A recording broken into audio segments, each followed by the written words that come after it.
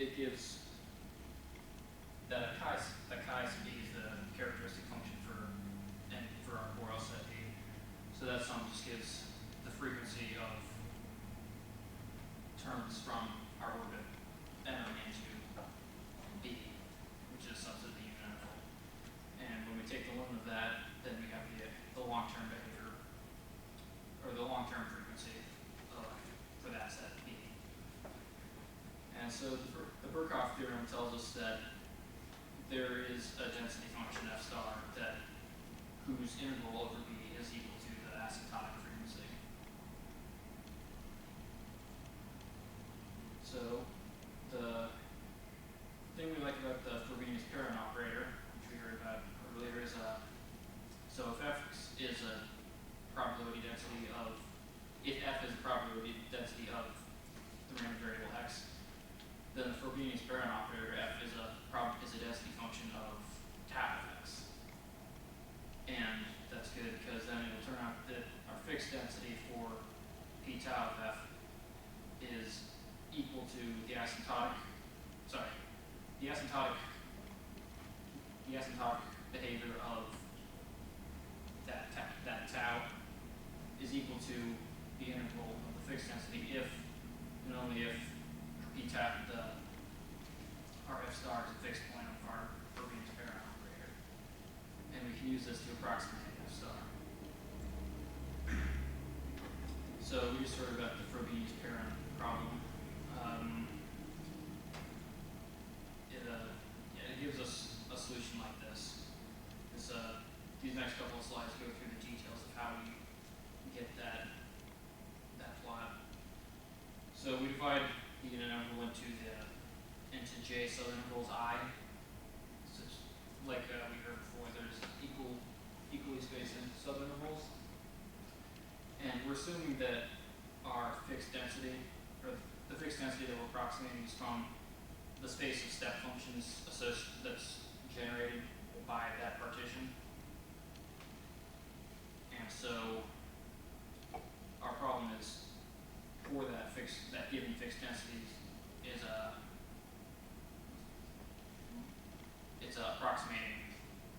approximating the tau map, the chaotic map. So we have a paper by the IFPP paper that we were talking about, and we consider this n by n matrix A, which is it's going to be the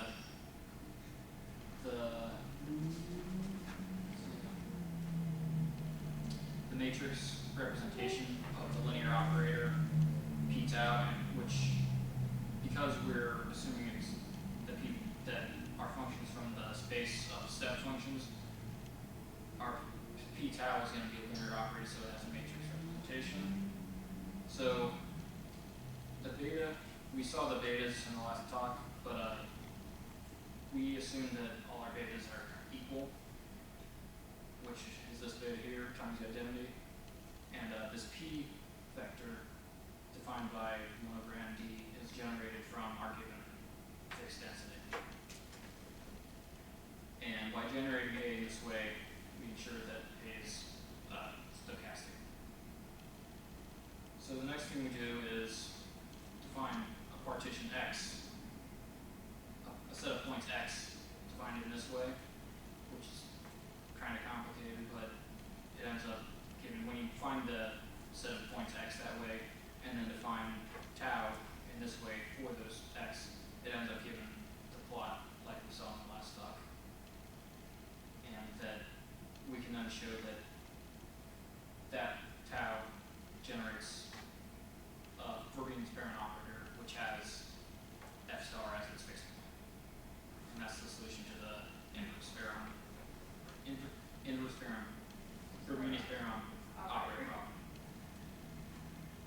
So the next thing we do is, remember that we generated A in this way, and A we can think of as kind of depending on the parameters beta and P. P we're not concerned so much about because it's created by our given density function, f star. But the beta is it's less clear what it is, and we just assume that beta can be from 0 to 1.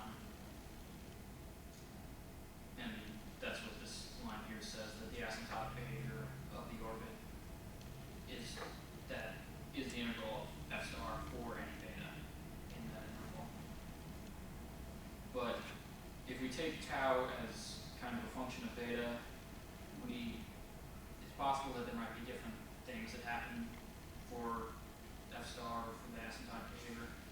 And so that is what we propose to study.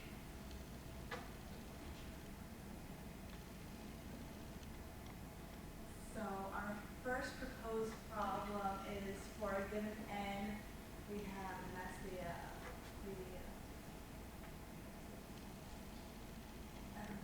frequency.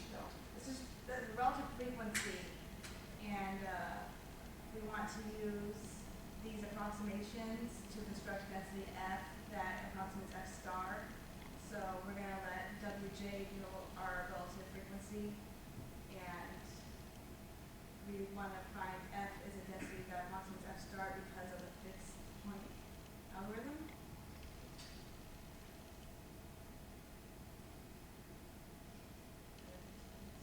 Yeah, so we need to try many initial points of x's between 0 to 1. So we're going to use m of x's such that our x of k equals that. And so we're going to let each k be part of our relative frequency so that f of k equals that. And so Well, so that we can ensure that we can calculate that norm, that the fk distance, the distance from fk to f star can be calculated using this sum because of the way that we define w. Which Wj to approximate Pj. That summation expects this norm. That's why Fk can be approximated. Yeah, we expect that sum to go to 0. yeah. Calculated.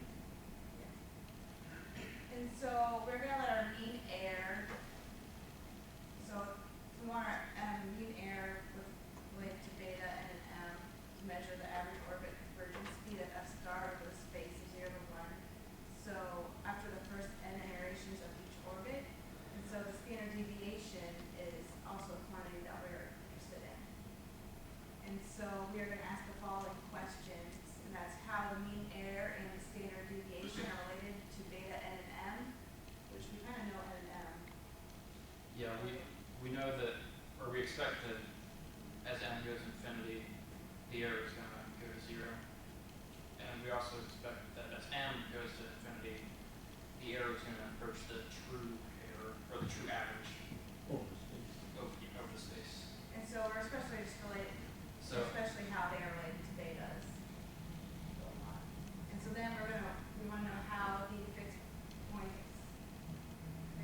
algorithm. Yeah, we're interested in How the distribution of the error terms, or the calculated errors by that norm. yeah. And we are wondering if we can model that distribution with the normal distribution with Mean error. with the error and the standard deviation that we find. And so if we can do 1 and 2 numerically, we want to see if we can develop the corresponding theory behind these. And then for our Can you explain the picture a little bit? That's it. Yeah, so this figure is the dependence on the error on beta. And you can see for a large beta, the error is higher. the error is higher, which you expect that because if you remember from the definition of A, you can see there if we have beta, we excluded the beta from being 1, but if beta were 1, then that top equation would just reduce to the identity matrix, which is not a good distribution. That relate to the topic of electric state. The identity means there's a net become non-data. This This second plot is terms for like 1,000 different initial points, and we can kind of see that does have a roughly normal shaped distribution, but so we would expect it, we're kind of expecting it to be normally distributed, but we want to, that's something that we're going to be studying more. Okay. Yeah. Everybody? So our proposed problem 2 is for any given periodic map. We typically, the 3 following questions are asked, and this is coming from newspaper. Show the last page. Yes. Oh, yeah. And so, we want to identify the conditions of tau on which assure that p tau has unique fixed density, so therefore we want to make sure there's unique density f star such that p tau f star equals f star. And we want to identify conditions which assure that the converges for any starting density f. And then we want to determine which rate the convergence happens. And we're going to ask the following questions: is can we say that f star is a unique fixed density of p tau data for any data within our interval? And then can we show that f is a density in Sn such that it converges to 0?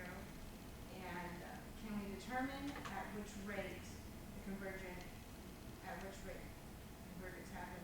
And in particular, what is the rate of convergence depending on beta? And if so, how